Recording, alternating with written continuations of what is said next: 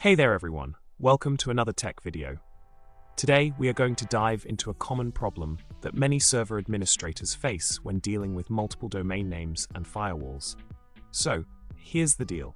The problem we're tackling today is related to connecting to domains hosted on machines behind a firewall, specifically when trying to establish HTTPS connections. Now let's talk about the solution to this conundrum. The key here lies in understanding how DNAT, or port forwarding, works within the context of your network setup. The issue stems from both the source and destination being on the same subnet, which hinders the firewall's ability to rewrite packets in both directions.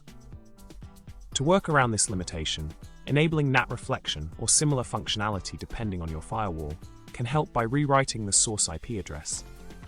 This essentially makes it appear to the web server that the connection is coming from the firewall instead of the server itself.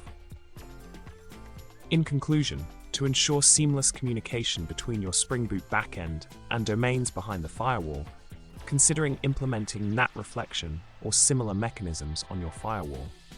This will not only resolve the connectivity issue, but also optimize the performance of your web applications. And there you have it.